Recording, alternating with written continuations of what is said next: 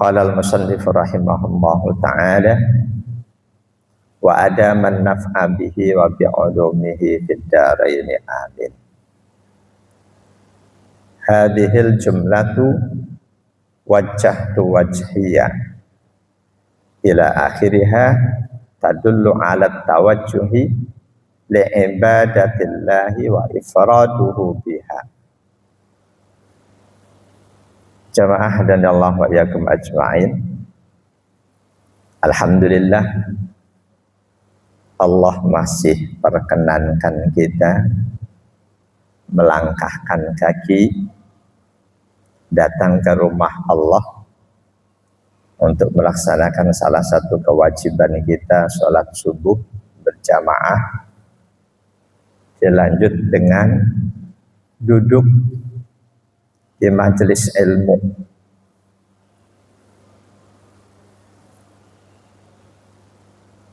Dua hal ini, sholat subuh dan duduk di majelis ilmu, merupakan dua hal yang wajib. Insya Allah majelis ilmu akidah, ilmu syariah, dan ilmu akhlak adalah tiga disiplin ilmu yang hukumnya fardu ain. Siapapun muslim harus mempelajari ketiga ilmu itu. Karena tiga ilmu itulah yang menentukan benar atau salahnya ibadah kita. Ilmu syariat sebagai panduan agar kita dalam melaksanakan ibadah, syarat rukunnya kita penuhi. Ilmu akidah sebagai pembatas buat kita, penentu buat kita agar dalam melaksanakan ibadah keyakinan kita lurus bahwa kita ibadah cuma karena Allah, cuma mengharapkan balasan dari Allah. Tidak ada keyakinan terhadap kekuatan lain selain Allah. Sebanyak apapun ibadah yang sudah sesuai syariat kita jalankan, ketika di dalam hati kita ada keyakinan syirik, bahwa ada kekuatan lain selain Allah, maka seluruh ibadah kita itu akan diabaikan oleh Allah. Sedangkan ilmu akhlak, kadang juga tasawuf, untuk supaya dalam melaksanakan ibadah itu, dalam berinteraksi dengan Allah, tidak ada adab buruk di hati kita. Apakah adab buruk itu berupa keinginan untuk selain mendapatkan rahmat Allah, ridho Allah, terselip keinginan lain pengen sanjungan dari hamba Allah? Itu harap adab yang sangat buruk. Melaksanakan perintah Allah, ingin dapat sanjungan, dapat pujian, dapat reward dari hamba-hamba Allah. Dengan mengkaji akidah, syariat, dan akhlak, insya Allah dari ketiga sisi semua ibadah yang kita jalankan akan menjadi ibadah utama. Jamaah dan Allah wa yakum ajma'in, ini adalah majelis kita yang ke-44 dari awal saya di sini. Bersama kita mengkaji 44 berapa tahun? Kira-kira di antara kita para jamaah ada nggak yang sama sekali nggak pernah absen? Kalau ada, berarti dia lebih rajin dibanding saya. Saya ada beberapa kali tidak hadir. Ada di antaranya yang karena jadwal saya kurang teliti melihat patokan saya setiap Ahad keempat. Rupanya panitia pernah menggeser di Ahad kelima. Jadi patokan saya bukan ahad terakhir. Kalau ahad terakhir bisa keempat, bisa kelima. Patokan saya setiap ahad keempat. Karena ahad kelimanya saya khususkan di masjid lain. Pindah-pindah. Sedangkan ahad 1, 2, 3, 4 ini sudah permanen di masjid 4 masjid berbeda. Ahad pertama Al-Hijrah, Itian Kencana. Ahad kedua Al-Husna, Depkes 2. Ahad ketiganya Masjid Miftahul Jannah, Jati Bening Baru, Pondok Gede. Keempatnya di sini. Kelimanya ini yang pindah-pindah, kadang di Pekayon, kadang di Kemang, kadang di tempat lain. Ini majlis kita yang ke-44. Tapi yang harus kita ingat ini bagian dari akidah. Jangan pernah memastikan bahwa siapapun yang rajin selalu hadir pasti akan dapat lebih banyak. Jangan. Keistiqomahan kita, kerajinan kita menghadiri majelis ilmu itu sebagai bagian dari ikhtiar, bagian dari usaha yang baik. Tapi harus kita ingat akidah kita, akidah Ahlus Sunnah wal Jamaah, sebaik apapun usaha kita, sebaik apapun upaya kita, tetap yang menentukan hasil itu adalah Allah. Sama rajinnya belum tentu oleh Allah dikasih hasil yang sama. Dalam segala hal, 2 orang sama sakitnya, kata diagnosa dokter, lalu sama-sama rajin ikut terapi, yakin hasilnya nggak sama. Demikian juga sama-sama rajin menghadiri majelis ilmu, sama-sama fokus dengerin, belum tentu selanjutnya akan mendapatkan ilmu yang sama. Jadi yang harus kita yakini sebagai bagian dari akidah kita, apapun upaya kita dalam segala hal, dalam ilmu, dalam kesehatan, dalam rezeki dan lain sebagainya, harus kita lakukan sebaik-baiknya. Namun bagaimana hasilnya tetap mutlak Allah yang menentukan. Allah tidak salah ketika ada seseorang yang nggak terlalu rajin tampaknya, tapi oleh Allah berikan hasil lebih besar dibanding yang terlihat rajin banget. Itu sepenuhnya mutlak hak Allah.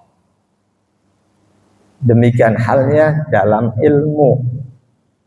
Seberapa kita dapat tidak ditentukan oleh seberapa rajin kita menghadiri majelis itu. Sepenuhnya kembali kepada Allah. Boleh jadi yang rajin, tapi hirsnya, keinginannya nggak terlalu kuat dibanding mereka yang nggak terlalu rajin. Dan nggak rajinnya itu karena kesibukan lain. Tapi girohnya sangat tinggi. Boleh jadi Allah akan berikan dia ini lebih banyak dibanding yang lain. Perkara ini, bahwa seberapa banyak seseorang mendapatkan ilmu sepenuhnya Allah yang menentukan. Oleh Rasulullah Sallallahu Alaihi Wasallam pernah ditegaskan dalam hadis sahih riwayat Imam Al-Bukhari nomor hadis 71. An Ibnu Syihab bin radhiyallahu anhu qala,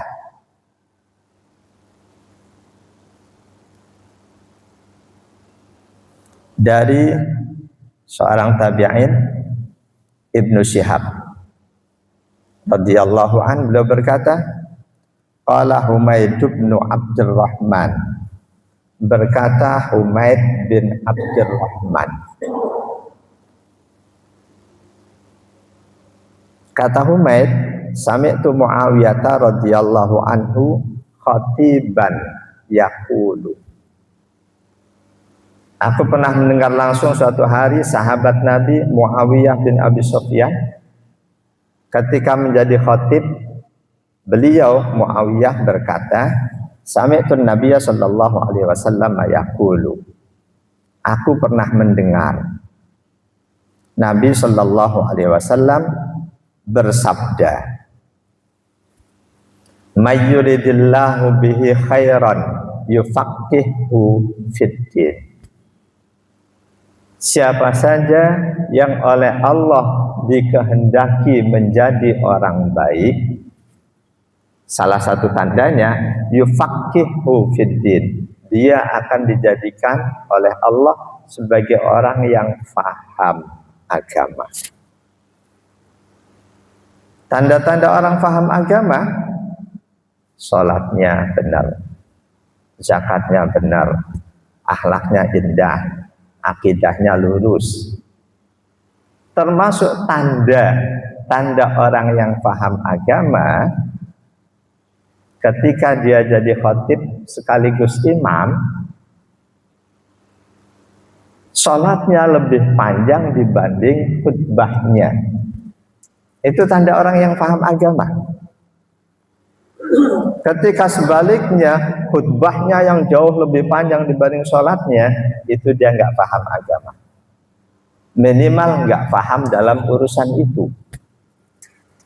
Karena dalam hadis sahih Rasulullah tegaskan, inna qisarul khutbati wa tulas sholati mi'natun min fiqhihi.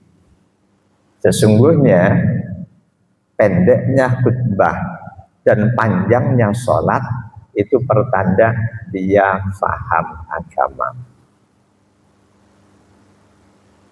Di hadis ini Rasulullah menegaskan, siapa saja yang oleh Allah dikehendaki baik, yufaqihu fiddin, Allah akan fahamkan dia terhadap agama. Allah akan jadikan dia orang yang paham agama. Nah, kalimat selanjutnya ini kembali ke Rasul. Wa innama ana qasimun. Tugasku tiada lain cuma menyampaikan. Cuma menyampaikan. Wallahu yu'ti, Allah yang akan memberi. Para sahabat Nabi berapa orang radhiyallahu anhum mendengarkan di waktu yang sama apa yang disampaikan oleh Rasul. Selanjutnya yakin beliau para sahabat itu dapat berapa? Nggak akan sama. Dari sekian banyak sahabat utama, sahabat Abu Hurairah paling banyak meriwayatkan hadis. Paling banyak meriwayatkan hadis. Padahal beliau bukan sahabat yang selalu mendampingi Rasulullah Sallallahu Alaihi Wasallam. Sahabat yang selalu mendampingi Rasul siapa? Abu Bakar As-Siddiq.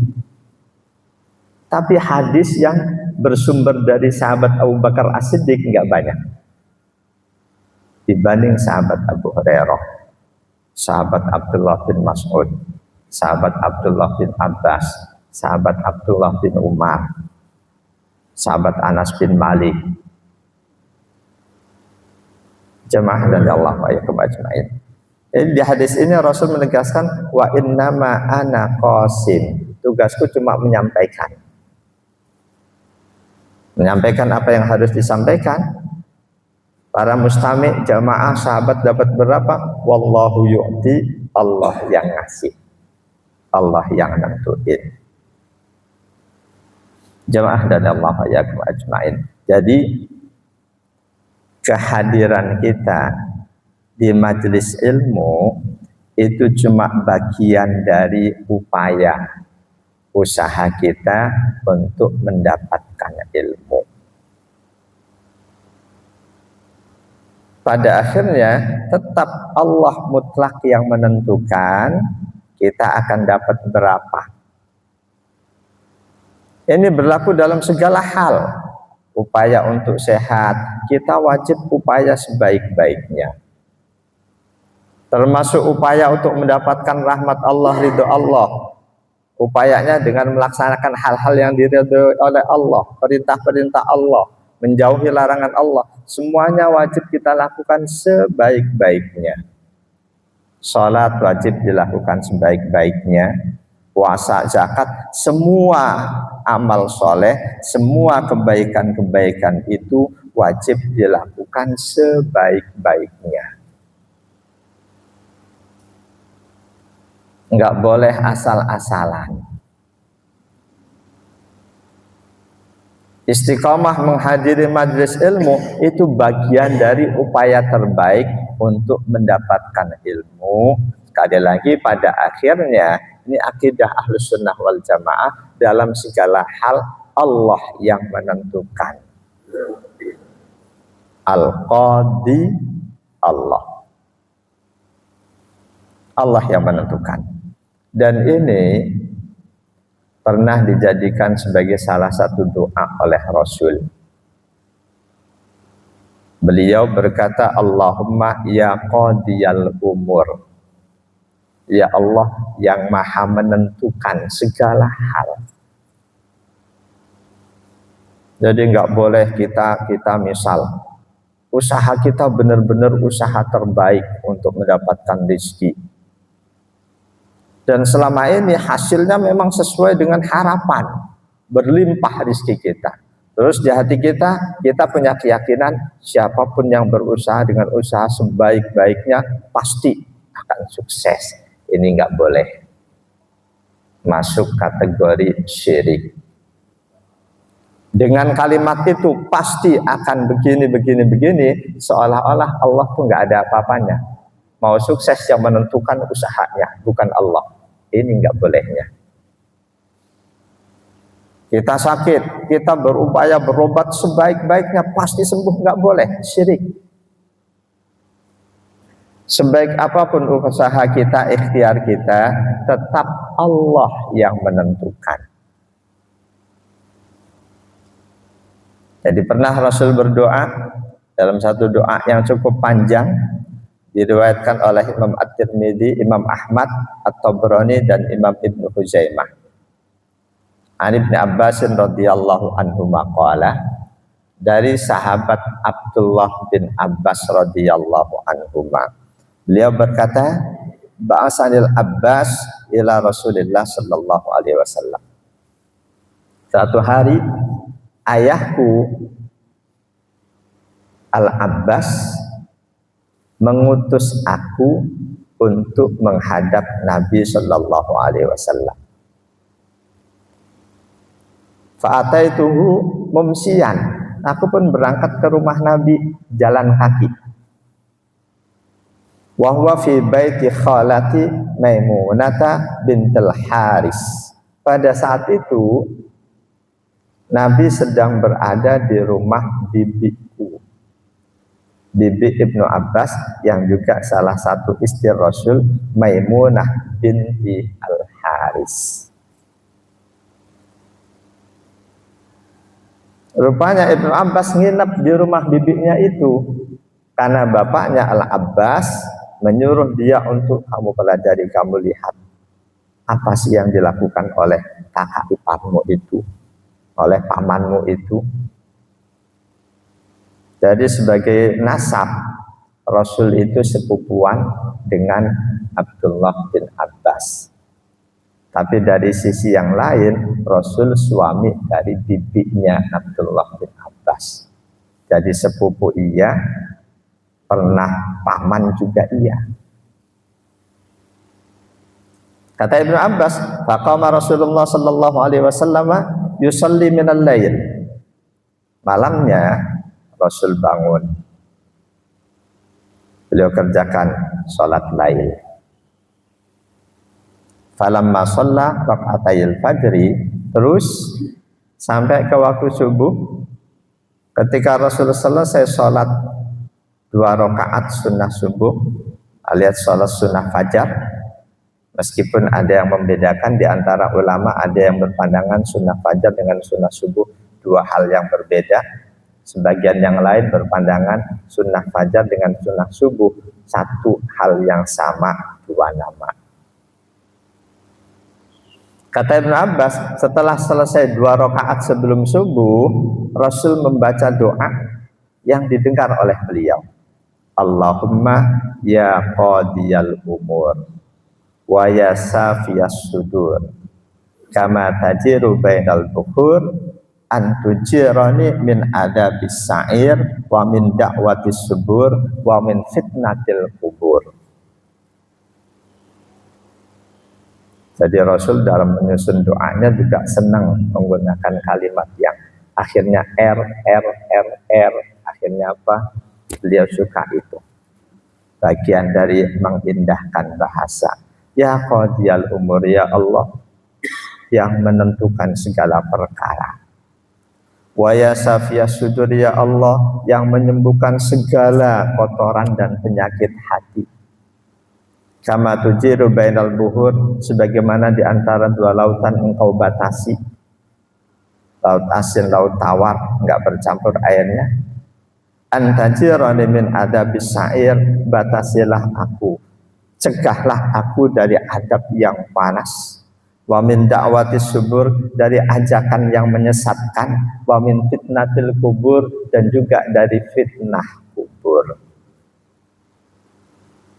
Bahwa Allah yang maha menentukan segala hal, segala perkara, itu oleh Nabi diantaranya digunakan sebagai kalimat doa. Jamaah dan Allah wa yakum ajma'in. Jadi kesimpulannya bahwa hadir di majelis ilmu, kita rajin menghadiri majelis ilmu, itu sebagai bagian dari upaya terbaik untuk mendapatkan ilmu. Supaya dalam segala hal harus dilakukan dengan penuh kesungguhan, sebaik-baiknya. Pengen dapat ilmu, lakukan upaya sebaik-baiknya supaya Allah selanjutnya berkenan. Allah akan melihat ikhtiar hambanya. Walaupun jauh sebelum kita diciptakan, Allah sudah menetapkan kita akan diberi seberapa, itu sudah ada ketetapan Allah. Sebelum manusia diciptakan, Allah sudah tentukan siapa nanti yang akan berprofesi sebagai ulama, sebagai pengusaha, sebagai pengajar, sudah ditentukan semuanya oleh Allah. Dan Allah memberikan sesuatu, jangan katakan pasti melihat upaya manusia. Mereka yang upayanya sangat baik, upayanya Allah akan berikan lebih. Jangan. Bahwa sebelum kita diciptakan Allah sudah tetapkan bagaimana Allah memberi, nunggu manusia berupaya. Enggak. Kita semangat melaksanakan usaha kita karena itu perintah Allah. Apapun perintah Allah, lakukan sebaik-baiknya. Jangan kita melakukan ini, kita lakukan terbaik supaya hasilnya baik. Jangan, nanti akan bisa kecewa. Ada curhatan orang, ya Allah, aku sudah semangat banget kerja kok nggak ada hasilnya. Aku semangat keliling, lama kerja kok nggak ada yang nerima. Katanya kalau semangat Allah akan berikan hasil. Itu akan jadi kesimpulan seperti itu. Hanya saja bahasa yang pas, kebiasaan Allah, siapa yang istiqomah dalam ibadah, Allah akan matikan sebagai muslim. Siapa yang semangat dalam berjuang mendapatkan rezeki, kebiasaan Allah, Allah akan berikan lebih dari yang lain. Ini cuma kebiasaan Allah. Dalam tafsir Ibnu Katsir, Imam Abul Fida, nama asli Imam Ibnu Katsir, ketika beliau menafsirkan ayat Ali Imran 102, ya ayyuhalladzina amanu taqullaha haqqa tuqatih wa la tamutunna illa wa antum muslimun.